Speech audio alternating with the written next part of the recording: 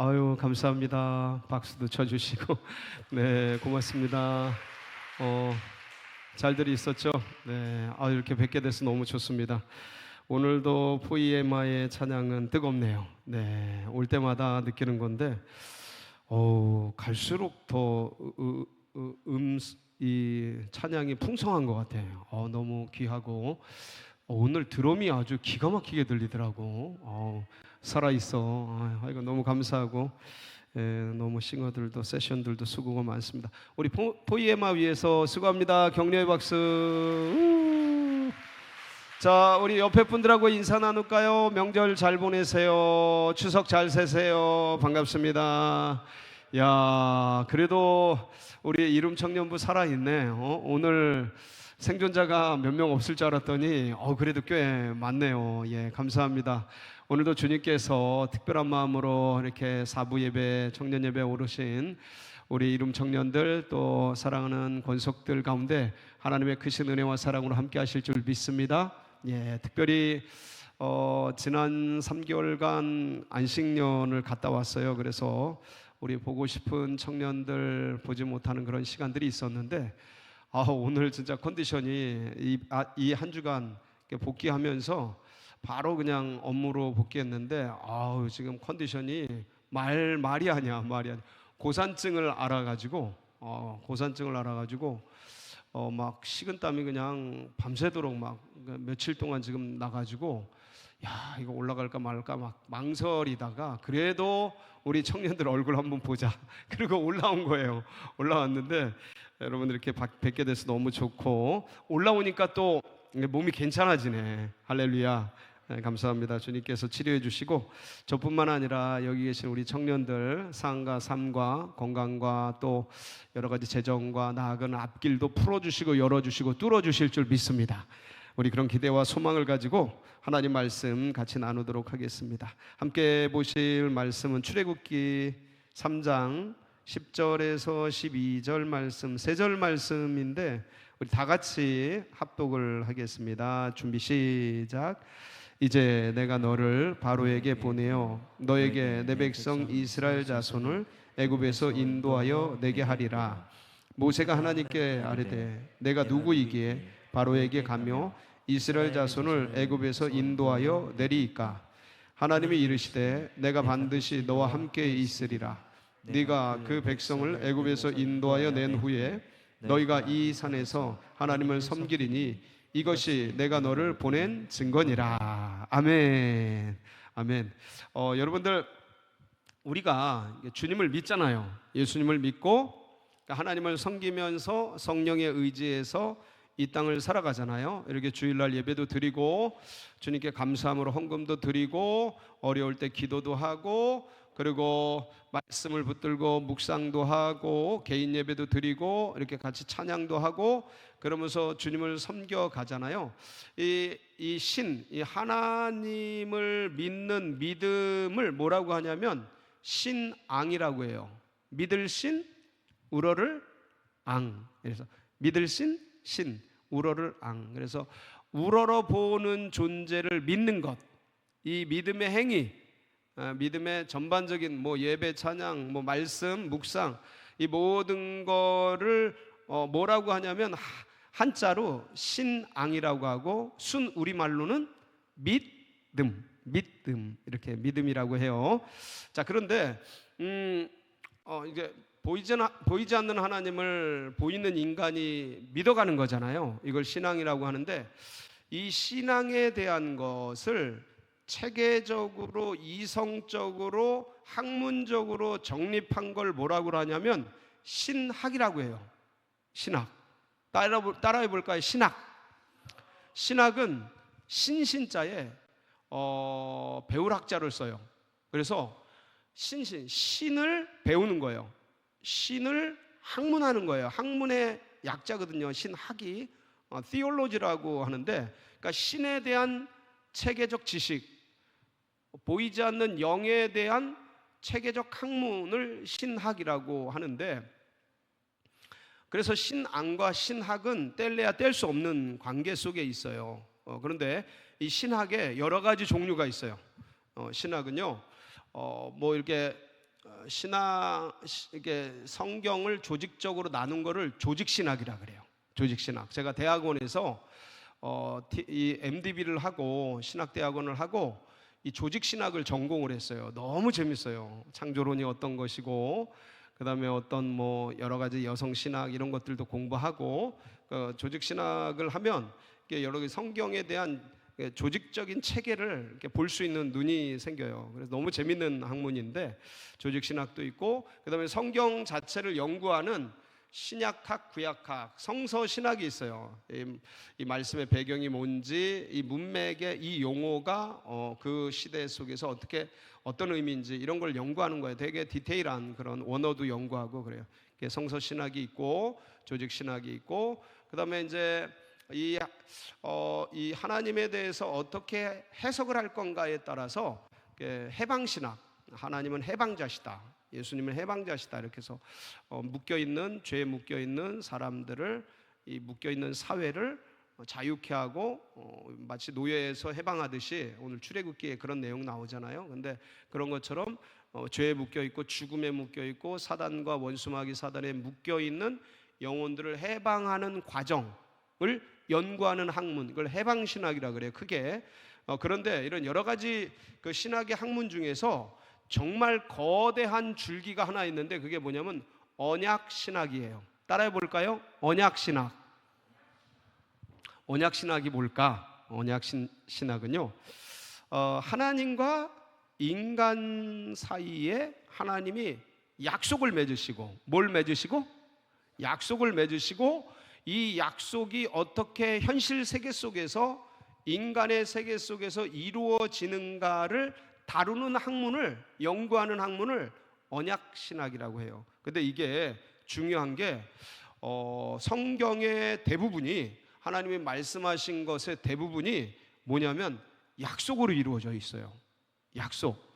그것도 쌍방간의 약속이 아니고 하나님의 일방적인 약속으로 이루어져 있어요. 왜냐면 우리가 이제 인격적 존재들이기 때문에, 우리 뭐 예지랑 내가 약속을 하면, 예지야, 우리 뭐 내일 추석날인데 밥 먹고 할 거 없는데 2시에 만나서 영화라도 볼까? 예를 드는 거야. 예를 드는 건데, 그러면 볼까 하고 인격 대 인격이 나누면, 야, 너 내일 2시에 나와, 영화 보게, 이렇게 하지? 않잖아요.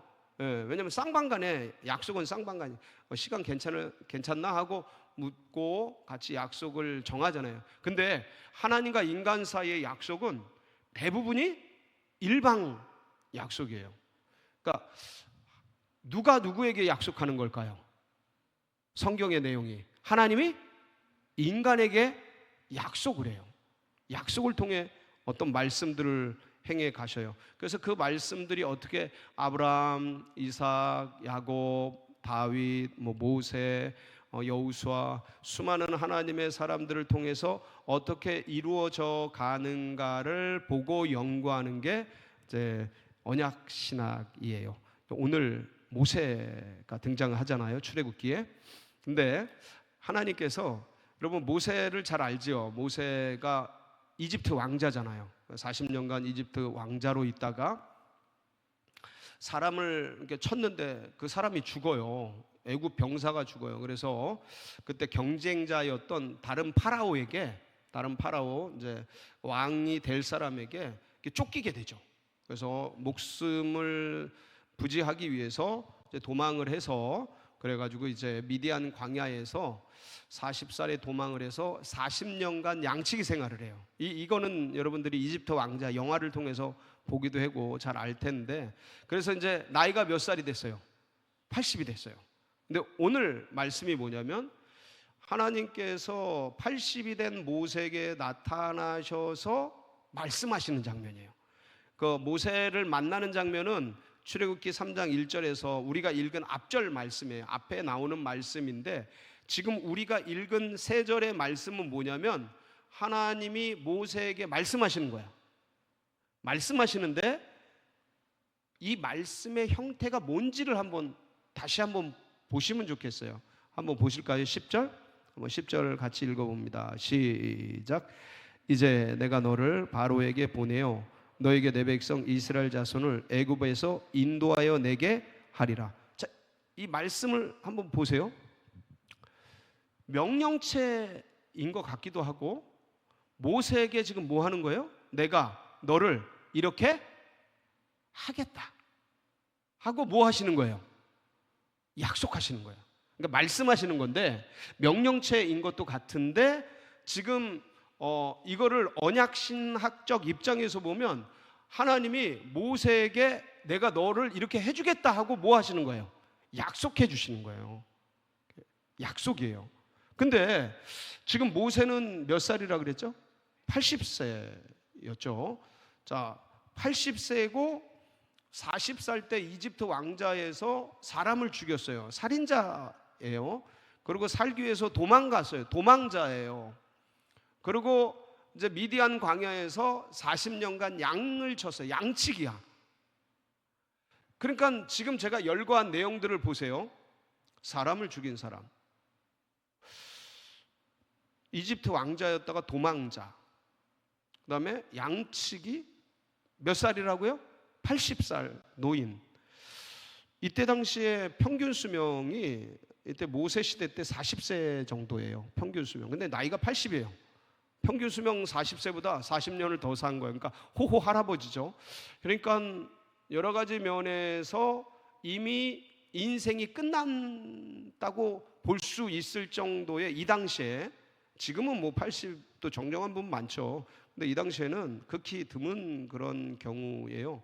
그래서 왜냐하면 전쟁이 많아서 많이 죽었어요. 뭐 그냥 자연적으로 하면 오래 살 텐데 전쟁이 너무 많은 시대이기 때문에 다 죽어요. 남자들은 다 죽어나가는데, 그래서 이 당시에는 쓸모없는 그런 사람이에요.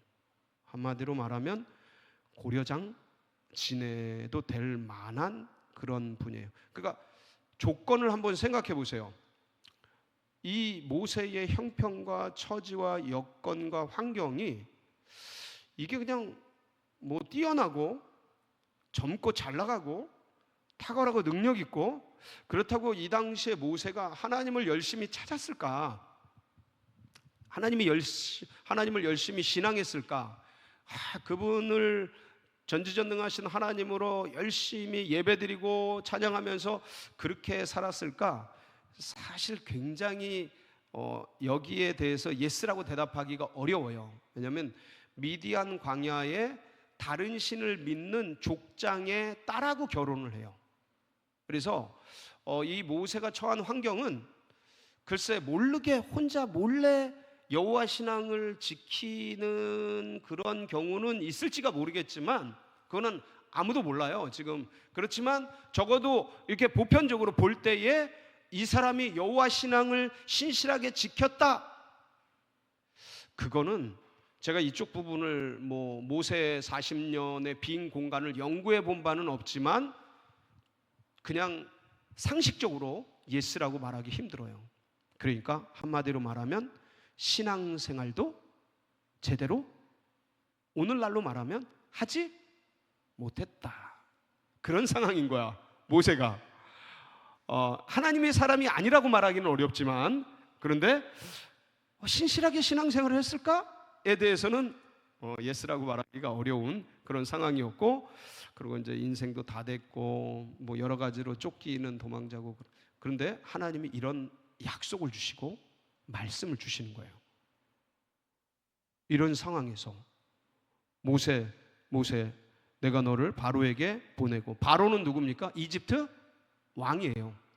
그때 당시에 대제국이죠. 엄청, 여러분이 대통령을 지금 쉽게 만날 수 있어요? 어려워요. 대통령 만나는 게 굉장히 어렵습니다. 모든 여러분의 사돈의 팔촌까지 다 조사해요. 거기 하나라도 걸리면 안 되고, 그리고 명분이 있어야 되고, 그만한 위상이 있어야 되고, 그 대통령을 만날 만한 뭔가 레벨이 돼야 돼요. 그렇게 쉽게 만나지 못해요. 이번에 그 챗 GPT 그 샘 올트만이 와가지고 대통령을 만났더만요. 그 여자가 아주 통역을 잘해가지고 이슈가 돼서 밈이, 그러니까 유튜브에 돌더만, 그런 정도의 레벨 뭔가 돼야 대통령을 좀 보고 인사할 수 있는데, 지금 이 모세를 하나님이 보내서 바로를 만나게 하겠다는 거예요. 대제국의 왕을 만나게 하겠다는 거예요. 자, 근데 그거보다 더 중요한 거, 그 뒤에 한번 보세요. 이제 내가 하나님이 너를, 모세를 바로에게 보내요. 너에게, 모세에게 내 백성 이스라엘 자손을 애굽에서 인도하여 내게 하리라. 이스라엘 백성들이 지금 애굽에서 뭐 하고 있죠? 여러분들 상식적으로 기억하고 계시죠? 애굽에서 바로의 휘하에서 중노동을 하고 있어요. 그러니까 그러니까 이집트의 노동력이야. 이집트의 이게 뭐라 그럴까, 노예가 돼가지고 노동력으로 여러 가지 건물을 짓고 피라미드를 짓고 왕의 능을 짓고, 그런데 동원되고 있는 외국인 노동자들인 거예요. 한마디로 이집트에 있는 이스라엘 백성들이. 그러니까 그런 상황에 있는데 바로가 꽉 쥐고 있거든. 바로의 군대가, 바로의 신하들이 이 이스라엘 백성들을 자기의 노동력으로, 자기의 돈줄로, 왜냐하면 공짜로 노동력을 써서 일을 시켜서 어떤 일들을 이뤄내는 돈줄이거든요. 인력이라는 게. 여러분 지금도 노동시장에 가면요, 하루에 임금이, 노동일을 해보면 알지만 최소한 15만 원에서 20만 원을 받아요. 아침에 나가가지고 오후 한 4시쯤 끝나는데, 그때 하루 노동 삭시 15만 원에서 20만 원 받아요. 많이 주는 데는 25만 원도 받아요. 지금도 이 노동을 하면, 이때 당시에 수백만 명의 이스라엘 백성들이 이 노동력을 바로를 위해서, 애굽을 위해서, 이집트를 위해서 헌신하고 있는 거야. 근데 노예기 때문에 무임금으로 그냥 살 것만 주는 거야. 일할 수 있는, 먹을 것만 주는 거예요. 그러니까 그 임금, 그 1인당 15만 원에서 20만 원을 1년 365일 그 수백만 명의 값을 계산해 봐요. 이게 이집트를 부흥시킨 원동력이거든요. 그러니까 바로는, 여러분 이 노동력을, 만약에 여러분이 사장이라면 그래서 이렇게 딱 외국인 노동자든 이런 사람들을 내가 쓸 수 있는 구조라면 이 사람들을 놔주겠어요? 안 놔주지. 절대로 안 놔줘. 근데 지금 하나님이 호호 할아버지야, 모세가. 그리고 지금 때가 다 지났어. 칼 쓰고 창 쓰고 할 수 있는 그런 때가 아닌데, 모세 보고 애굽에 가서, 이집트에 가서 바로 왕 밑에서 노예 생활을 하고 있는 이스라엘 백성들을 네가 뭐 하리라? 구원해 내리라는 그런 약속을 주시는 거예요. 근데 이게 뜬금이 없어. 그러니까 모세가 이 약속을 받을 만한 위치가 아니에요. 자격이 있는 것도 아니에요. 위대한 신앙이 있는 것도 아니에요. 그러니까 하나님이 이런 약속을 줄 만한 상황과 인물과 인격과 나이나 뭐가 되는 사람이 아니에요. 하나님이 일방적으로 모세에게 약속을 하신 거예요. 자, 그런데 이 약속하신 하나님께서 이 일을 이루어 주셔요, 안 이루어 주셔요? 이게 기가 막힌 거. 여러분 이 뒤에 지금 저희가 읽은 출애굽기 3장 10절에서 12절 말씀 뒤쪽으로 쭉 읽어봐요. 하나님이 4번 5번에 걸쳐서 모세를, 야 모세 네가 가서 저 백성 구원해라. 저 하나님 저 못해요. 저 입이 짧아요. 말을 못해요. 저 능력 없어요. 실력 없어요. 사람들이 저를 모를 거예요. 가서 내가 누구를 만났다고 말을 해요. 여호와를 만났다, 하나님을 만났다 그러면 쟤네들이 그걸 인정을 하겠습니까? 저는 못 가요. 아주 거부하는데 결국은 하나님이 설득해서 이제 가게 됩니다. 가는데 모세가 지팡이를 들고 쫙 하면 10가지 재앙이 확 일어나요. 자, 여러분 이게 모세의 능력일까요? 하나님의 능력일까요? 이게 중요한 거야. 하나님이 약속을 주시고 하나님께서 그 영혼을 통해 그 역사를 이루어 가시는데, 그 사람의 능력과 실력과 어떤 게 아니고 하나님이 해주시더라 이거예요. 여러분 이게 언약 신학의 핵심이에요. 제가 오늘 1, 2, 3부 때, 1부, 2부, 3부 때 야곱 야곱과 약속하신 하나님께서 야곱을 통해서, 야곱이 그때 도망자였는데 야곱을 통해서 하나님의 약속을 이루어 가시는 장면들을 같이 봤어요. 오늘 모세랑 너무 똑같아요. 너무 똑같아. 그러니까 하나님이 도망하고 있는 야곱에게 나타나셔서 사닥다리 환상을 보여주시더만, 그러면서 하나님이 그러는 거야. 이거 야곱에게 형을 속이고 형의 축복권을 빼앗고 그리고 죽을까봐 도망하고 베델에 머물고 하란으로 도망가는데 하나님이 사닥다리 환상 속에 나타나셔서 내가 너와 함께 하겠다. 내가 너를 안전하게 지켜서 이렇게 돌아오게 하겠다. 그리고 네가 누워있는 이 땅을, 이 가나안 땅을 너와 네 자손에게 주겠다. 지금 혈혈단신이거든요. 결혼도 안 했어요, 야곱이. 그런데 네 자손이 동서남북으로 쭉 뻗어가는 엄청난 자손이 되겠다. 그리고 너로 인해서 모든 민족이 복을 받게 하겠다. 그러면서 그냥 축복을 엄청나게 해주시는 거야. 근데 그때 야곱 상황이 이런 약속을 받을 수 있는 자격이나 신앙이나 믿음이나 아니면 어떤 여건이나 처지나 환경이 된 게 아닌데 약속을 주셔. 그리고 그걸 이루어 가셔. 똑같아, 모세. 지금 이 모세의 처지와 형편을 여러분이 기본적으로 이제 이해하시니까. 그런데 이런 모세에게 지금 막 거부하잖아.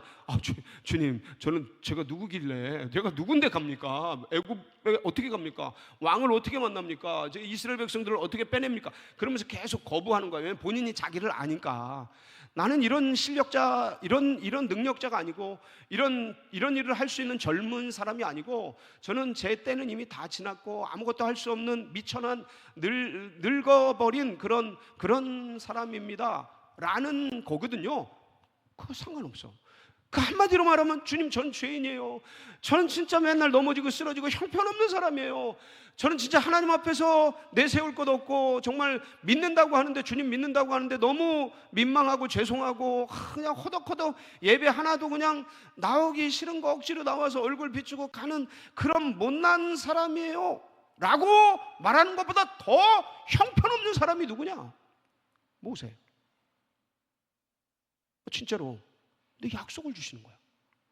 그리고 놀랍게도 여러분들 출애굽기 19장에 가면 이 모세가 하나님의 기적, 10가지 기적을 통해서 이스라엘 백성들을 끌고 나가.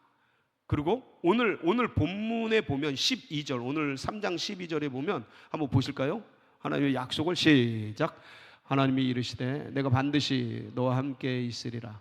내가 그 백성을 애굽에서 인도하여 낸 후에 너희가 이 산에서 하나님을 섬기리니 이것이 내가 너를 보낸 증거니. 그러니까 애굽에서 이스라엘 백성을 인도하여 낸 후에 너희가 이 산이 어디예요?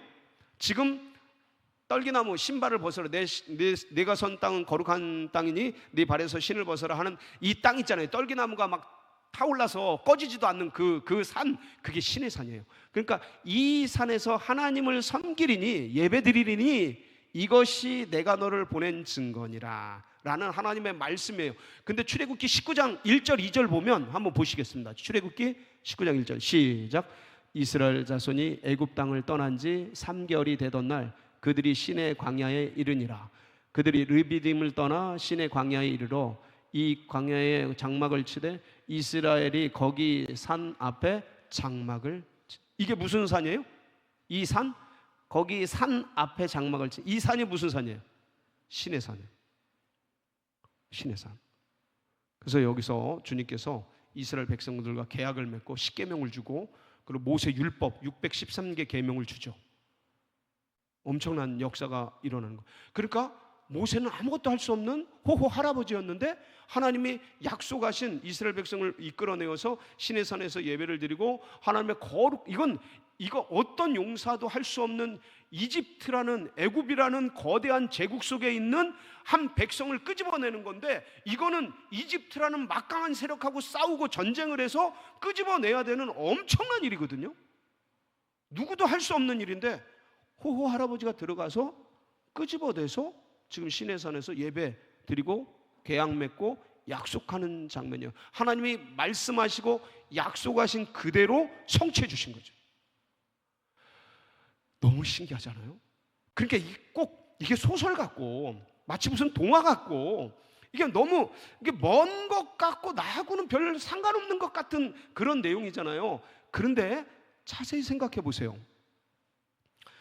나는 죄인이고 우리는 원죄의 죄책으로부터 날 때부터 죄인이라서 죽음이라는 걸 맞이하잖아요. 죄의 값으로 죽음이라는 걸 맞이해요. 그런 존재로, 그런 지옥불에 던져질 그런 존재로 있는 게 인간의 상태란 말이에요. 근데 하나님이 일방적으로 나와 여러분과 여러분 개인과 이 인간이라는 인간 전체와 하나님이 일방적으로 약속을 맺어. 모세처럼, 야곱처럼 일방적으로 약속을 맺는데 어떤 약속을 맺냐면 내가 내 아들을 이 땅에 보낼 텐데 네가 그걸 믿으면 네가 죄인에서 의인되게 만들어줄게. 그리고 네가 영원한 지옥 형벌에 떨어질 운명인데, 저주의 운명인데 내가 너를 영생 천국으로 영생의 삶을 줄게. 그러니까 네가 예수님을 믿기만 하면 이 모든 역사를 너에게 이루어지게 할게. 약속을 주셔요. 일방적으로. 우리가 언제? 죄인 되었을 때, 불순종의 아들들 가운데 있을 때에. 그러니까 우리가 어떤 능력과 실력과 뭐가 있는 상태가 아니라 아예 가망성이 없는, 전적 부패라 그래요. 이걸 신학적 용어로. 아예 가망성이 없는 그런 인간이고 그런 삶인데 그 인간, 그 사람과 약속을 맺으셔요. 믿으면, 예수를 영접하면 내가 너를 구원하고 하나님의 자녀가 되게 하고 의인이 되게 하고 하나님의 큰 기업과 축복을 부어주고 영생 천국을 누리는 존재가 되게 하고 너를 그렇게 해줄게.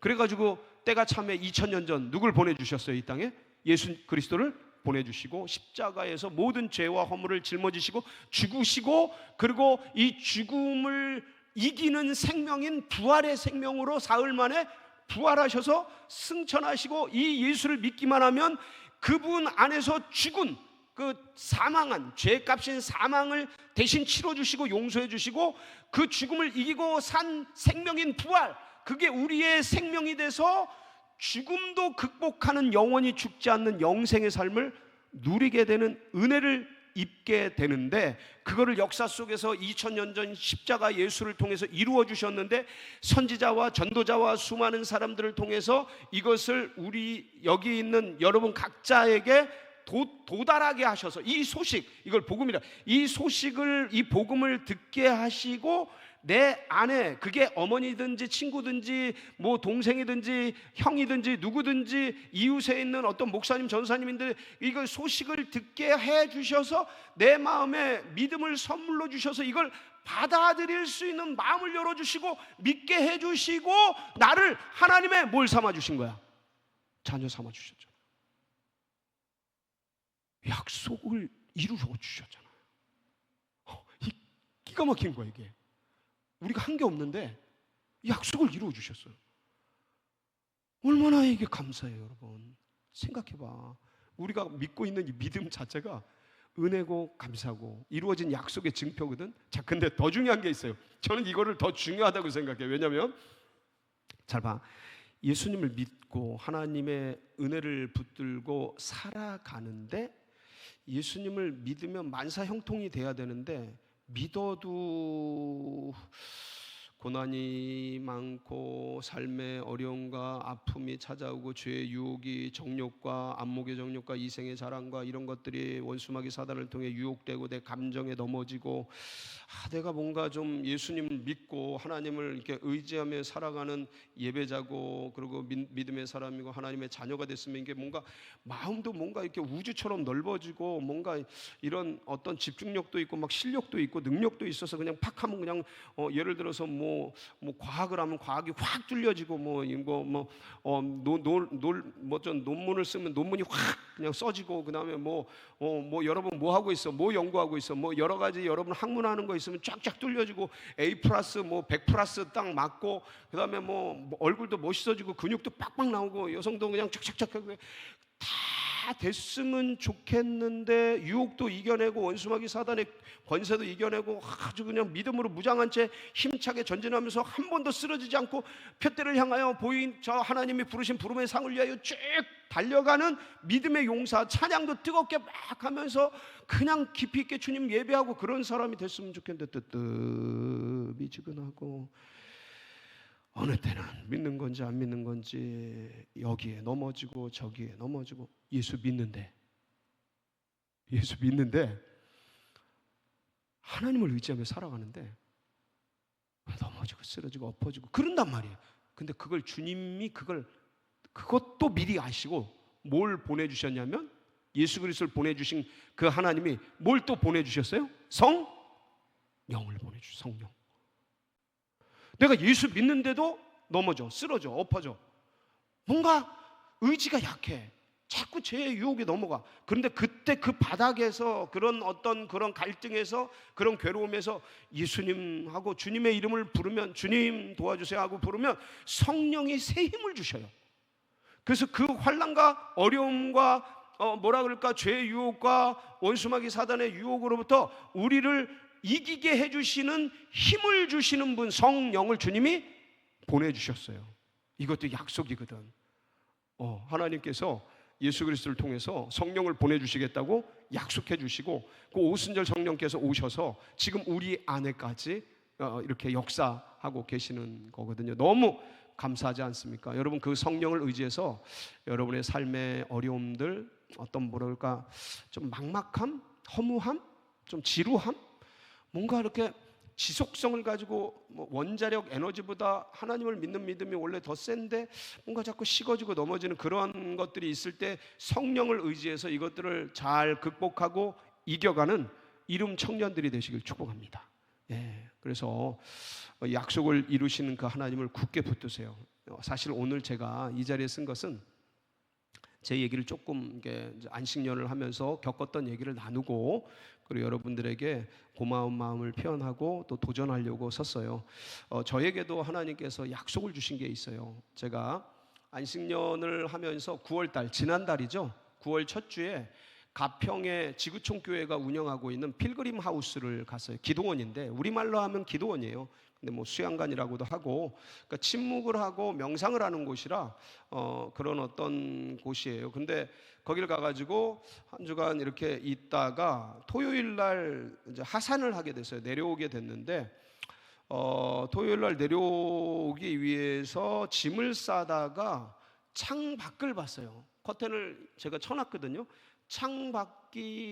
창밖을 보니까 이 필그림 하우스가 가평 깊은 산골에 있어요. 가보신 분 혹시 있나 모르겠어요. 있을 거예요. 몇 분 계실 텐데 꼭 가보세요. 너무 좋아요.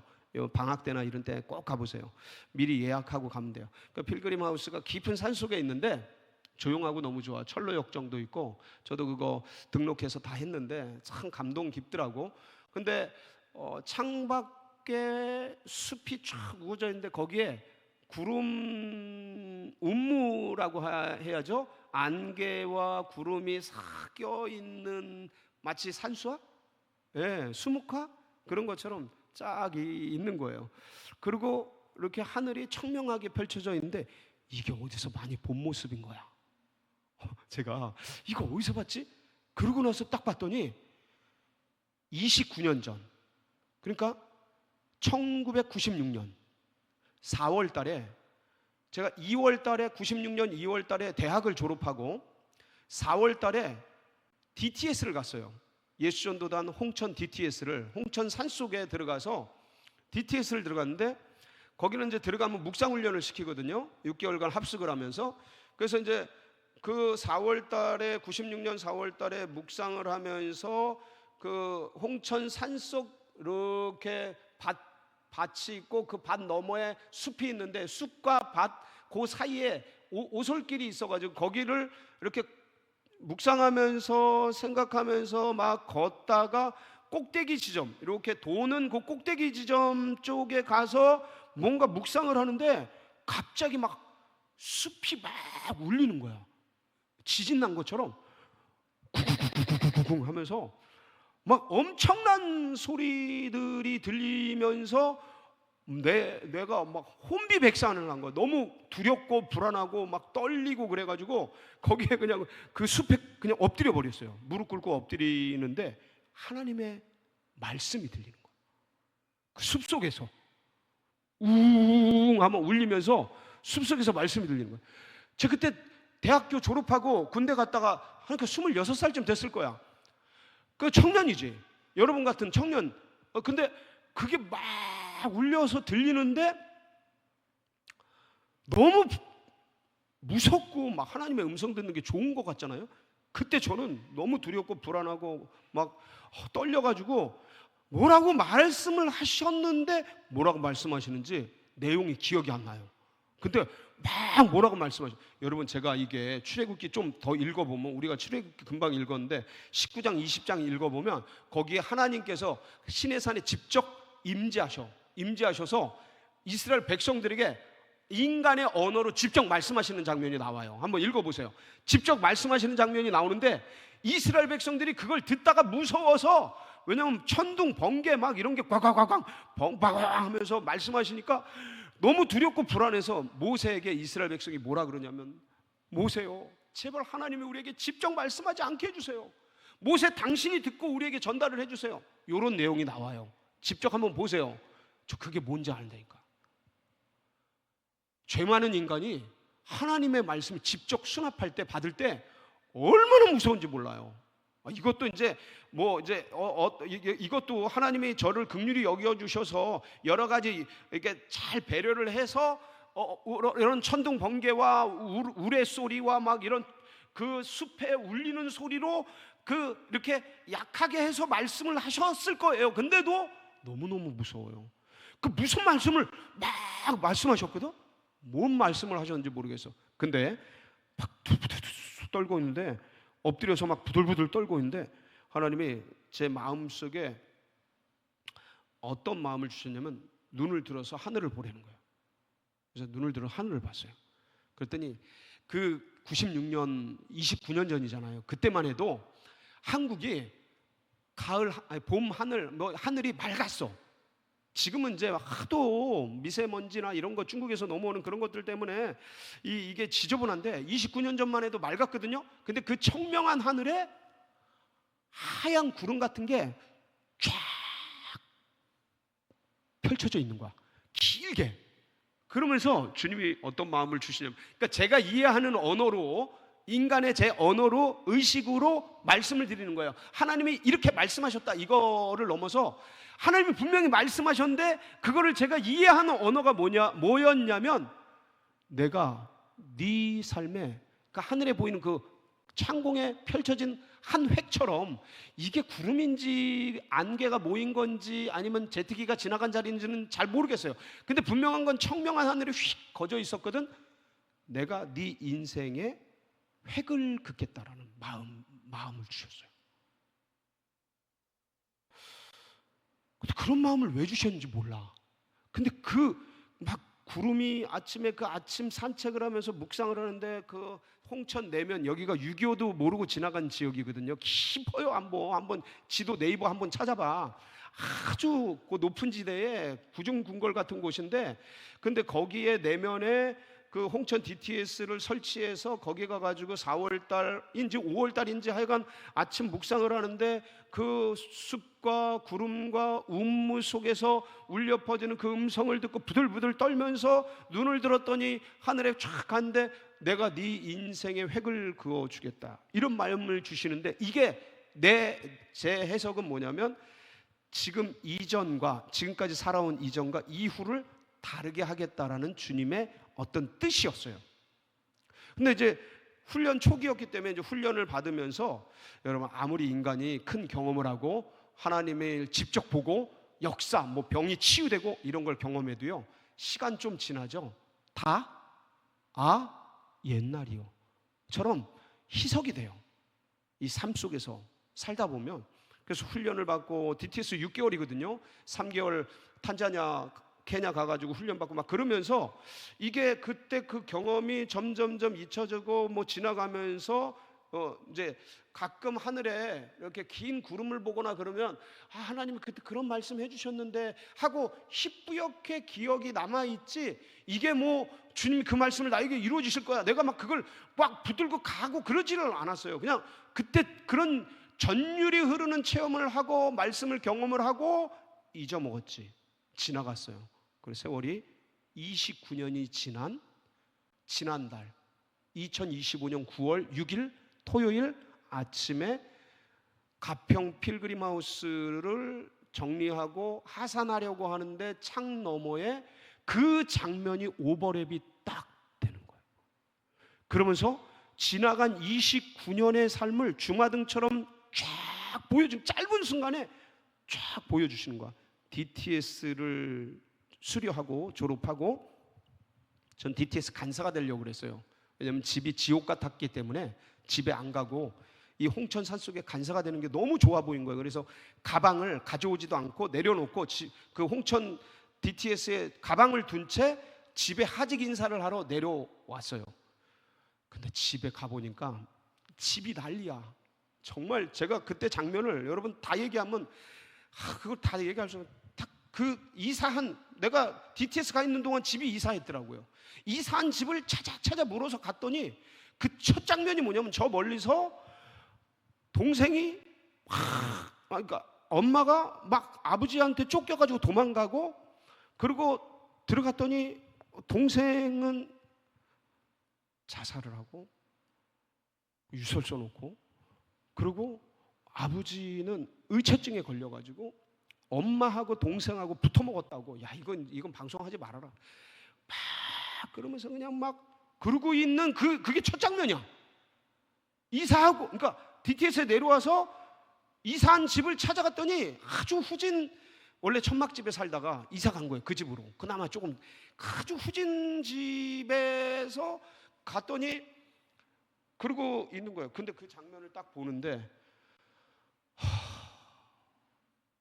DTS를 가야 되는데 이 지방 꼬라지를 보니까 야, 이거를 두고 가는데 양심이 자꾸 캥기는 거예요. 그래서 기도를 했지. 주님, 저 DTS 가고 싶은데 어떻게 해야 돼요? DTS 가고 싶은데 어떻게, 간사하고 싶은데 어떻게. 그래가지고 막 기도하다가 서울신대, 제가 사귀는 사람이 서울신대 직원이라서 서울신대 식당 밑에 거기 기도실이 있었어요. 거기서 막 기도하다가 거기 들어가서 주님 어떻게 해야 돼요? 막 기도하는데 갑자기 환상을 보여주시더라고. 환상을. 갑자기 벽이, 내가 이게 벽 보고 기도했는데 하얀 벽이야.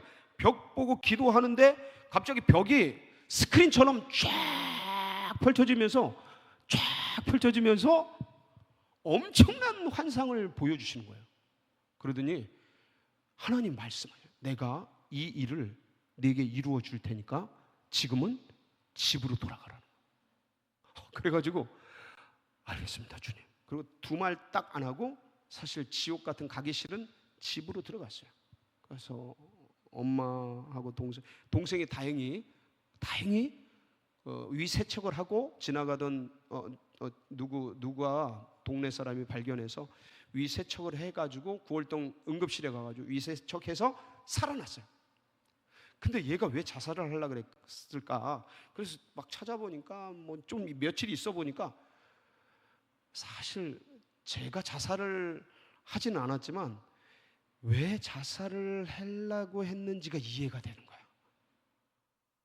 아버지의 술 취한 입에서 밤새도록 튀어나오는 말씀들이, 이건 듣고 있으면 사람이 미칠 것 같은 거야. 엄마하고 동생, 아들을 의심하는 언어들이 무참하게 막 쏟아져 나오는데 진짜 제가 아버지 술 취한 거 그걸 다 받아가지고 그러고서 지내는데 이게 언제 끝날지 모르는 거야. 언제 마칠지, 이게 언제 끝날지 미래를 알 수 없는 그 막막함. 근데 그 속에서 그냥 견디고 있는 거예요. 왜냐하면 하나님이 집으로 가라 그랬으니까.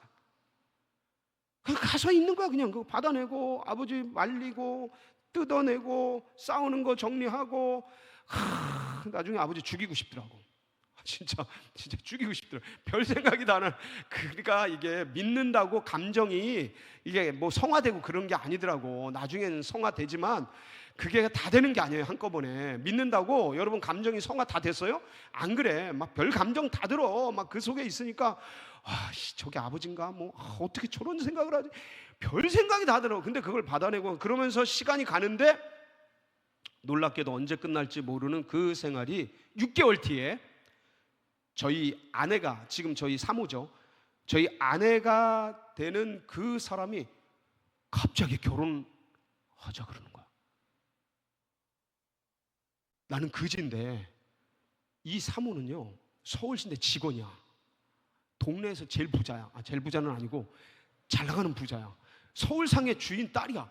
나는 그지야. 아무것도 없는 거야. 근데 그러면서 결혼을 하자 그래가지고 결혼을 하고 아내의 그 도움 속에서 제가 예수전도단 간사를 하고 4년간 간사를 하다가 제가 2000년도 여름인가에 책을 한 권 읽었어요. 근데 프란시 셰퍼라는, 한번 여러분들 찾아봐요. 굉장히 철학자예요. 신학자고 철학자인데 프란시 셰퍼가 쓴 거기 계신 하나님이라는 책이 있어요. 여러분 한번 도전해 보세요. 진짜 재밌는데 어려워요. 근데 그 책을 읽는데 갑자기 무슨 생각이 들었냐면 신학을 하고 싶다는 생각이 딱 든 거야. 한 번도 해본 적이 없어요. 저는 좋은 장로가 돼서 교회를 섬기고 가난한 그 학생들을 돕는 자선 사업을 하는 게 제 꿈이었어요. 그래서 경제학부를 들어가고 무역학을 전공한 거거든요. 그런 게 꿈이었는데, 좋은 장로가 되는 게 꿈이었는데 한 번도 신학에 대한 생각을 안 해봤는데 그 책을 읽는데 갑자기 훅 들어온 거야. 신학을 하고 싶다. 그래서 서울신대 지원을 해가지고 2000학번이에요. 제가 서울신대 MDB 신학대학원 2000학번인데 학번을 들어가서 신대원 들어가가지고, 그리고 여름 이제 부천으로 이제 저기 집을 옮겨가지고 부천에 있는 우리 교회라는 곳에 있어요. 이것도 우리 교회를 그냥 간 게 아니에요. 하나님께서 꿈속에 우리 교회로 가라고 찍어주셨어요. 이마에다. 야, 여러분 이런 얘기 들으면 참 21세기 2025년 10월 달에 이제 웃길 수 있는데, 근데 제가 경험한 거야. 우리 교회하고 꿈속에 이마에다 찍어주시더라고. 우리 교회가 다 우리 교회지 무슨 교회가 우리 교회야? 그런데 진짜 우리 교회가 있더라고, 부천에. 그래서 하여간 자초지종은 다 지나가고, 그래서 그 우리 교회 가가지고 섬기면서 신대원 4년 파트 전도사로, 그 다음에 또 졸업하고 3년 이렇게 전임 전담 전도사로 7년간 무급으로 봉사를 했어요. 봉사를 하고 7년 마치고 나서 제가 지나간 29년의 역사를 말씀을 드리는 거야. 그 7년간 봉사를 하고 미국에서 아는 형님이 김광진 목사님이에요. 이름도 기억나. 이 김광진 목사님이 야, 미국에 잠깐 들어와라. 그래가지고 제가 미국에 들어갔어요. 들어가서 그 형님이 하는 교회, LA에서 얼바인 처치였나? 그쪽에서 목회를 하시는데, 한인 목회를 하는데 저에게 청소년부를 좀 해라는 거예요. 그래가지고 가가지고 한 주일날 같이 애들하고 공을 찼어요. 청소년 학생들, 중고등 학생들. 그랬더니 개떼같이 모이는 거야. 그 다음 주가 되니까 청년들이 모이는 거야. 셋째 주가 되니까 30명의 학생들이 모여, 청년들이. 그러니까 이걸 보니까 그 김광진 목사님이 야, 너 아예 미국에 들어와라. 그래서 같이 사역하자 그러는 거예요. 왜냐면 일이 되니까, 사역이 되니까. 그래가지고 와, 저도 꿈에 부풀어가지고 좋다, 미국 들어가가지고 확 뒤집어 버리자. 그리고 한국에 들어와서 저희 아내가 교직원이니까 얼마나 안정돼요. 그래서 다 준비해가지고 유학 비자를 딱 신청했어. 근데 지금도 잊혀지지 않아요. 이딴만한 흑인 여자 영사관이 제가 준비한 서류를 보지도 않고 저희를 보더니 거절을 하는 거예요. 유학 비자를 거절하는 거야. 너무 어이가 없어가지고, 아니 어떻게 영사관이 서류도 안 보고 리젝을 시키냐, 이건 너무 부당하다. 그러니까 다시 서류를 더 준비해서, 저희 완벽하게 준비해서, 야, 이 정도면 이거는 누구든지 미국에 들어갈 수 있다. 그리고 또 신청을 했어. 근데 또 서류를 보지도 않고 우리 얼굴을 보더니 리젝을 시키는 거야. 내 얼굴이 그때 뭐 이상했나? 제 얼굴을 보더니 리젝을 시키는 거야. 그래서 거기서 나오면서 제가 피눈물을 흘렸어요. 어떻게 이럴 수가 있냐. 이제 못 들어가는 거야. 한 번 더 거절당하면 못 들어가기 때문에 2번 거절당해서, 그래서 어쩔 수 없이 포기하고 이제 낙심해서 있는데, 그 기존에 있던 우리 교회에서는 나왔고, 그리고 미국은 이제 못 들어가고 마치 낙동강 오리알처럼 던져진 거야. 근데 그때 제가 자라난 모교회인 에덴교회에서 연락이 왔어요. 지금 에덴교회가 셀 목회를 하는데 와서 좀 도와달라고 청빙이 왔어요. 그래서 와, 너무 감사해서 에덴교회로 간 거야. 에덴교회로 가가지고 이제 전도사로 갔는데, 이제 목사 2008년에 목사 안수를 받고, 그리고 목사가 된 지 2년 10개월이 됐는데 어느 날 머리가 하얀 연로 하신 분이 저를 만나자고 하더니, 2번 만나더니 이쪽 교회로 와서 섬겨달라고 하시는 거예요. 그 교회가 어디 교회예요? 서울제일교회요. 처음 보는 분이야. 알지도 못하는 분, 아예 아무것도 모르는 분이야. 한 번도 본 적이 없는 분이야. 일고에 뭐 연줄이 있는 분이 아니야. 근데 여기 오게 된 거예요. 그리고 14년이 지났어요. 그리고 15년 차예요. 지금 제가 여기 이렇게 서 있는 거예요. 그 지난달 9월 6일 날 토요일 아침에 이 29년 전 한 획을 그으리라, 내가 네 인생의 획을 그으리라고 말씀하신 그 하나님께서 지난 29년간 어떻게 역사했는지, 사실 그때 저는, 제가 막말로 말하면 진짜 이게 자매들도 있는데 아무것도 없는 빈손 그지였어요.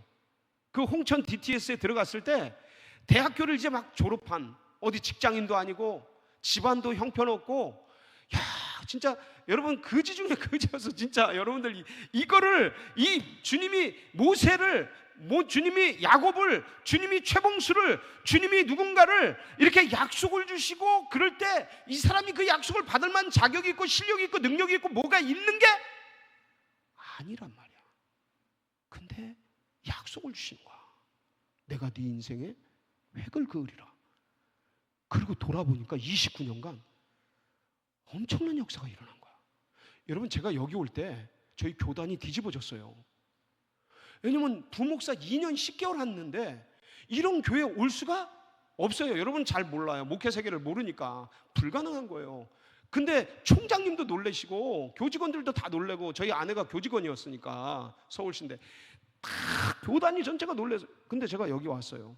근데 저 여기 와서 여러분 고생 많이 했습니다. 왜냐면 아무것도 모르고 왔기 때문에 밑바닥부터 다시 배웠거든요. 회의를 어떻게 하는지, 당회를 어떻게 하는지 한 번도 해본 적이 없으니까. 이런 중대형 교회에 오려면 최소한 개척교회에서부터 어떤 교회를 한 10년, 15년 정도 담임 목회를 하고 오는 곳이에요. 여기가 한 번도 안 해봤기 때문에 와가지고 밑바닥에서 죽도록 고생했지. 근데 엄청나게 기적같이 하나님이 이끌어 오신 거야. 내가 잘나서요? 내가 실력 있어서요? 내가 뭐 뛰어나서요? 그게 아니에요. 누가 약속을 주신 거예요? 하나님이 약속을 주신 거예요. 모세 보세요. 나이 80이라니까, 살인자고 도망자라니까. 이 사람이 신실한 신앙이니? 아니에요. 여러분 한번 연구해 보세요. 이 사람의 상황과 환경을, 이민족 속에, 이방신 믿는 사람 속에 들어가 있는 상황이에요. 신실한 신앙이니? 아니에요. 왜 약속을 주실까? 하나님의 은혜예요. 하나님의 축복이에요. 근데 그 약속을 우리에게 주셨어요. 그리고 여러분이 그걸 누리고 있어요. 그리고 오늘날도 이 말씀을 통해서, 상황을 통해서, 환경을 통해서 하나님은 우리에게 말씀을 주시고 약속을 주셔요. 여러분 그걸 굳게 붙드세요. 그럼 어떤 사람에게 이 약속을 주시냐? 제가 보니까요, 그냥 딱 한 가지야. 끝까지 주님을 붙드세요. 뭐 하라고요? 포기하지 마세요. 포기하지 마세요. 제 막내가 지금 딴 데 가 있는데 힘들어, 상황과 환경이. 제가 얘기해주고 싶은데, 이 얘기를 해주고 싶은데 할 수가 없어. 왜냐면 힘들고 고난 속에 있는 사람한테, 야 어렵고 힘들어도 예수님 굳게 붙들어라, 끝까지 인내하면서 견뎌내라, 이 얘기하는 게 제일 싫거든. 그러니까 내가 말을 못해. 근데 여러분에게 말하는 거예요. 어떤 상황과 환경에 처해 있는지 몰라. 그래도 끝까지 포기하지 말고 뭘 붙들어라? 주님을 붙드세요. 그럼 그거를 주님이 귀히 보셔요. 근데 이번에 그 필그림 하우스에서 제가 그 장면이 오버랩 되는 걸 쫙 봤잖아요. 그리고 너무 감사해서 29년간 여기까지 인도하신 하나님께 너무 감사해서 이제 교회에서 14년간 이렇게 섬기고 15년 차에 안식년을 주셔서 이렇게 필그림 하우스에 올라와서 묵상도 하고 기도도 하고 쉴 수 있는 시간 주셔서 너무 감사하고 29년간 역사하시고 나를 아무것도 아닌 곳에서 여기까지 인도하신 그게 너무 감사해서 감동해서 막 울고 주님께 감동해서 막 울고 그러는데 진짜 너무 감사하더라고요. 그러면서 주님께서 또 다른 말씀을 해주시는 거야. 뭐라고 말씀하시냐면 그러니까 이런 거야. 아들아 눈을 들어서 하늘을 봐라. 하늘을 보니까 또 창공에, 가평 푸른 창공에 또 줄이, 흰 줄이 쫙 꽂혀 있는 거야. 그러면서 내가 또 다시 네 삶의 획을 그으리라. 이 말씀을 주시는 거야. 저 그 말씀을 들으면서 너무 감격해서 주님, 이 변변치 않은 이 인간에게 주님은 왜 이렇게 크신 은혜를 베풀어 주십니까? 왜 이런 역사를 일으켜 주십니까? 너무 감동해서 막 울면서 여쭤봤어요. 주님 왜 접니까? 왜 접니까? 저 같은 인간 별로 잘나지도 못하고 아무것도 없는데 주님을 위해서 뭐 한 것도 없는데 주님 왜 이런 은혜를 베풀어 주십니까? 이 또다시 획을 그으리라는 이게 다시 29년이 걸릴지 29개월이 걸릴지 29일이 걸릴지 저는 몰라요. 어떻게 이루실지. 근데 제가 믿는 거는 하나님이 말씀하셨으니까 이루실 거라는 걸 저는 믿어요. 이럴 때 아멘 하는 거야. 아멘이십니까? 여러분 그걸 붙드셔야 돼. 붙드셔야 돼. 그 주님께서 근데 왜 이런 은혜를 베풀어 주십니까? 하고 여쭤봤더니 주님이 제 마음속에 무슨 마음을 쫙 일으켜 주시냐면 네가 나를 기억했다라는 마음을 주시더라고요. 이게 어떤 의미인지는 제가 되게 많이 풀어야 되는데 근데 그냥 어렵고 힘들 때 주님을 잊지 않고 끝까지 붙들었던 거, 그걸 주님이 기억하고 계시는 거예요. 여러분 상황과 환경과 여건과 처지가 다 달라요. 아무도 이해 못해요. 여러분이 제 삶을 이해할 수 있어요? 우리 자녀들도 제 삶을 이해할 수가 없어요. 근데 사람은 어차피 혼자예요. 아무도 이해할 수 없어요. 다 다를 거야. 어려움 속에 있을 거야. 근데 꼭 기억하세요. 하나님은 알고 계셔요. 하나님은 보고 계셔요. 절대로 그 하나님을 잊지 마라. 아무리 힘들고 어려워도 그 주님을 꼭 붙잡아. 이해가 안 되고 설득이 안 되고 뭔가 내 머리로 다 해석이 안 돼도 여러분 하여간 어떤 위기 속에서도 저는 코로나에 죽어가면서도 주님 고마웠어요. 이렇게 살게 해주셔서 이렇게 살다 가는 거 너무 고마워요. 그리고 감사해서요. 마지막까지 하여간 숨 꼴딱꼴딱 넘어가는데도 감사하니까 숨을 다시 일으켜 주시더라고. 여러분들 주님을 끝까지 붙드세요. 그럼 내 실력과 내 능력과 내 어떤 잘남이 아니라 하나님이 하나님의 능력으로 하나님의 약속을 지켜가십니다. 이 하나님을 끝까지 붙들고 승리하는 우리 이룸 청년들, 여기 계신 모든 권속들이 되시기를 주의 이름으로 축복합니다. 같이 기도하시겠습니다.